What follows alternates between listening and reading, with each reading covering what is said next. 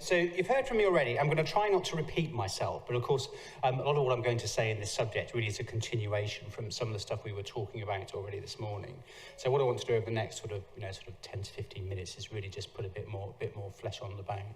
So we talked this morning about skills, and one of the real problems about skills employability issue is the language, and it's having common terms that everybody recognise. One of the problems for me now running an organisation like the AGR is actually trying to work with organisations to get a common language. The trouble is everybody wants their own airtime for their own skills framework, so it does get quite messy. But I pulled this up. This is a piece of work that was done in collaboration with the AGR, NCUB now as is, and also with the NUS, and it's going back about 5 or 6 years ago now, but it's still very much relevant. And this is the kind of information that you will find lots of organisations put out there, lots of career services have out there, a lot of the sort of the job websites that we talked about, in terms of actually what are those lists of skills that employers want. And this was a piece of research done. It was partly done in a global context, actually, looking at trends towards global employability moves and organisations looking at global talent pool. What do those organisations want? And I'm not going to go down in a significant way. But you look, there's a relatively common set of terms that come out of it. And also, it's quite a long list. I think the other problem is that it's HR speak. And also one of the other challenges, I go back to my point earlier this morning, when you have the majority of employers that don't always stipulate a degree discipline, actually many organisations in many different sectors will use a similar list of things that they're looking for.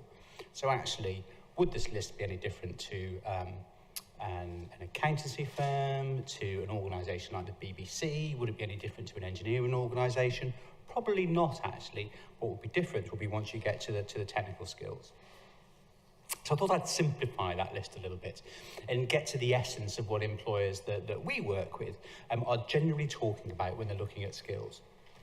And one of those things is actually what does teamwork mean? And it's that getting work done, getting things done through and with other people. Our organisation doesn't do a lot of work talking to students, but when we do, one of the things I ask them, I talk about, if you're going for an interview and you're asked about teamwork, what kind of example would you use? And lots of them say, the kind of teamwork they might do as part of their academic life.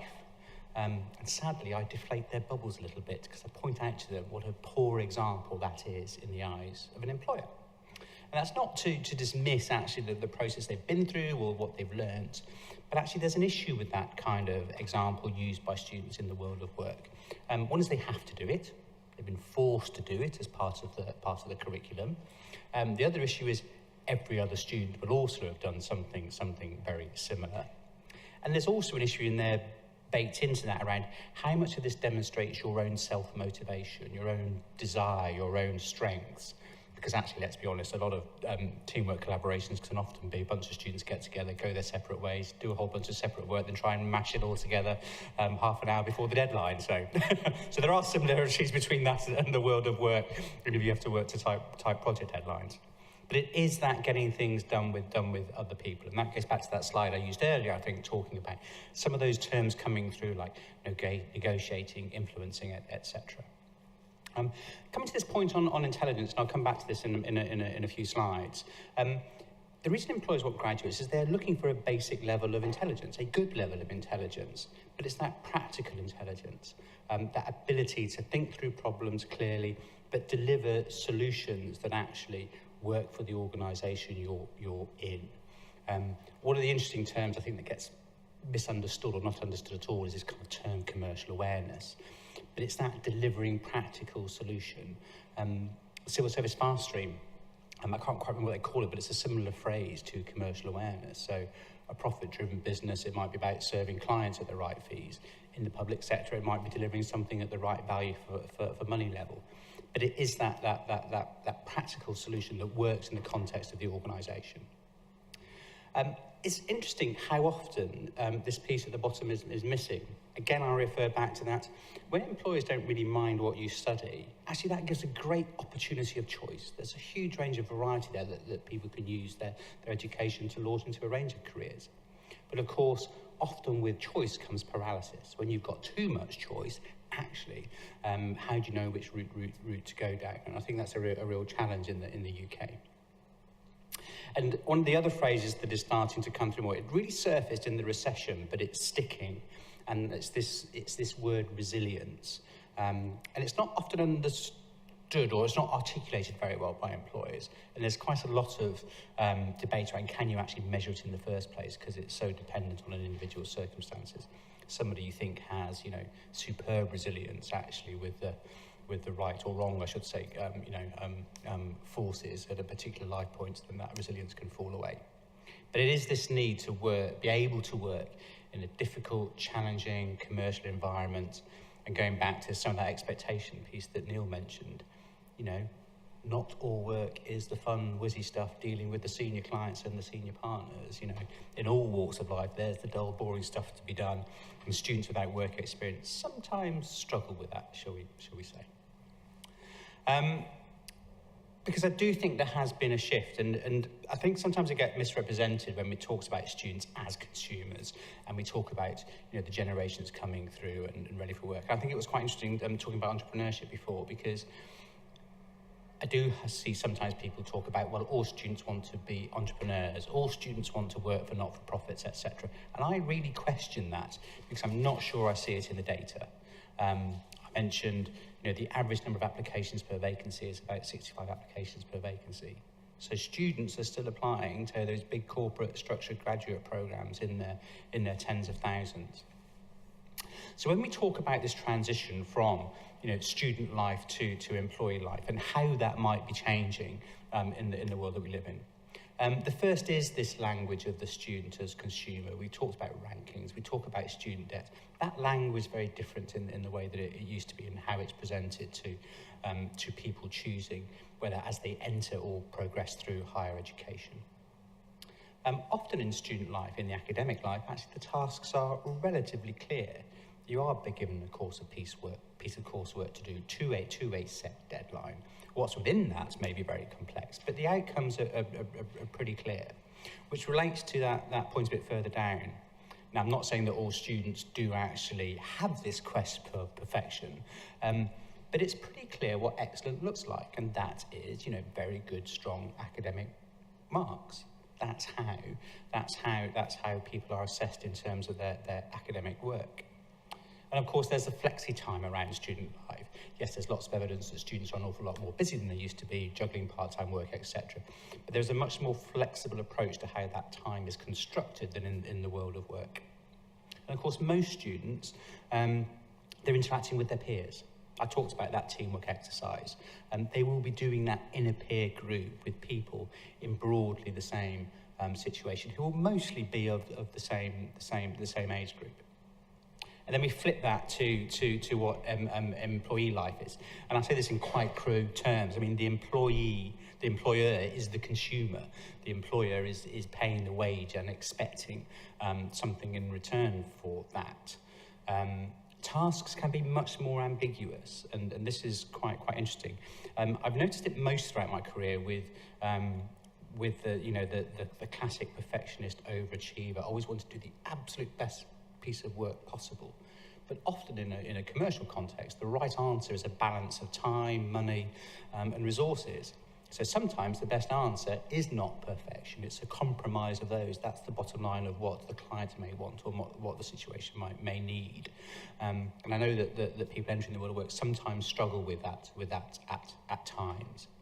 And often tasks are quite ambiguous. You might be part of a bigger team, a bigger project, something that's happening on a global scale. So often the piece of work you may be doing actually may not have that overall context. Where of course through student life, everything you do as part of your academic life leads to your final degree result, as it were. And that quest for efficiency ties into that level of perfection. It's what's the right answer, what is not necessarily the best answer. And of course, hierarchies, moving from student life to the world of work. You are more likely, when you are working in teams, to be working with people at different points in hierarchy, different stages in their career. Yes, organisations are an awful lot flatter than they used to be, but there are still hierarchies in the workplace. And this is a bit more detail again to a slide that I used earlier around where employers are vesting. What's also interesting here is actually how many employers are actually looking for this skill on campus, which I think relates to some of the comments I made earlier around employers kind of expect to have to invest in this talent. So again, going back to that managing up, which when we ask employers over the last couple of years, it's something that's been a bit of a revelation for us because it's not language we've used before. So many employers are saying how much of an issue it is now when they hire students is how they manage up the organisation, how in effect they manage their managers, which also relates to how they are managed in turn. But there's not much evidence that actually employers are seeking this skill when they hire people, which says to me they're not expecting it through the system. Then you have the green bar, which again is graduates who receive this training at university. The interesting thing, which I think relates to that, some of the stuff I've been saying about teamwork. So you'll see actually, you've got high level investment by employers actually on training in teamwork. They're also saying the students already have this skill. Students are saying they've been trained in it and it's sought. So the interesting bit in that, well, why would employers then reinvest in teamwork training when actually all the indications are they've already got it? When we've unpicked this with employers in one-to-one conversations, actually, again, it's once you get under the skin of it, yes, there might be a basic level of some of these skills, but actually for the needs of the organisation, it needs to be more complex. And one of the interesting things that came through some of the work we did on this was actually when employers are talking about teamwork, they're often talking about this funny word called fit. And sometimes that word fit can be misinterpreted, i.e., we're a very blue chip, blue-blooded organisation. We want people who've been to the right university, wear the right suits, etc., etc. But I think it's more subtle than that. I was talking to, in a meeting with a partner from a leading city law firm, and she deals, she's one of their diversity champions looking at social mobility, and her specialism is aircraft finance. And I mean big aeroplanes and fleets of airplanes, so we're talking big bucks. And she said it's a really pretty male-dominated, aggressive line of work. So, yes, she needs smart people, but she needs people who can, deal with hard-nosed negotiations. 3 o'clock in the morning when the clients have all got their sleeves rolled up and they're trying to thrash out a skill, trying to thrash out a deal. So that wraps into this teamwork bit and this skill, and that's where I think some of the subtleties around and fit. Are quite difficult to get into the language when employers are talking to both students and also talking to institutions around how we get this into the process. I go back to the point around interns make better hires. If there was one thing I could change in the system that I would think make almost everybody's life easier, it would make every degree a 4-year degree with a 1-year placement as standard. Because talking to both academics and also employers, it's that interaction between the world of work. I've spoken to Mike, I've spoken to other deans who said that the students who come back on campus, part of the thing they understand is that life is just messy and difficult. So when something goes wrong on campus, a lecturer's off ill, their world doesn't end. They might grumble, but they just deal with it and get on with it. Whereas the student who hasn't experienced those life difficulties actually struggles a lot more when things do go wrong.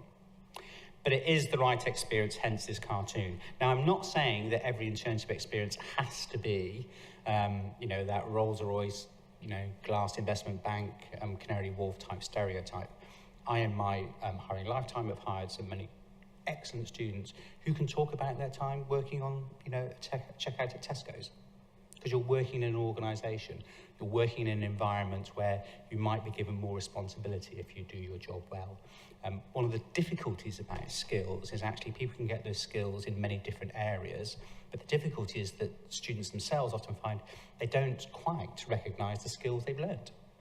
You talk to any recruiter and they will talk about the interviews whereby, they're walking out the door, the interview's gone badly, they'll ask, the candidate what they're doing next, and they say, well, I'm off to, to play in a five-a-side tournament with a team I captain. It's that recognising that work gives you the skills. Because there are some slightly worrying trends around, and that's what this slide is, which is actually how much work experience young people are getting. The culture of part-time work amongst people when they're at school, there are fewer young people working at schools, and there's a number of trends for those. when I was a youngster and a fewer grey hairs. If I didn't do my paper round, I didn't get my pocket money. Simple as that. Whereas actually the general rise in affluence and the general actually greater availability of more stuff and it's a bit cheaper. And parents are more likely to say to young people, actually, focus on your studies, get those grades. Actually, that need to do that work isn't quite there. So these are long-term trends. Recessions make differences and all sorts of other impacts, but overall, particularly in that sort of 16, 17 age group, the number of people actually doing work experience is decreasing. And just that general, if you think about, it might be your own experience or the experience of others, just what you learn from doing, my paper round job, my part-time job, waiting on a bar when I was younger. I actually learned quite a few things around the way the world works throughout that process.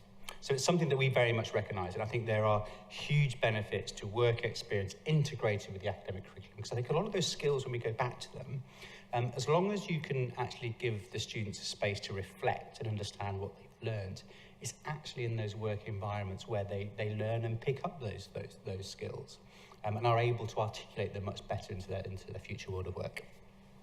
But I'll just finish on this slide and hand over to Richard. So this is talking about the future of the workplace.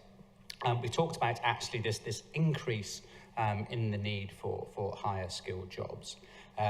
It's quite interesting. There's also some evidence that actually yes, the percentages might be shifting, but actually the hard number of low skilled jobs is actually staying pretty stable.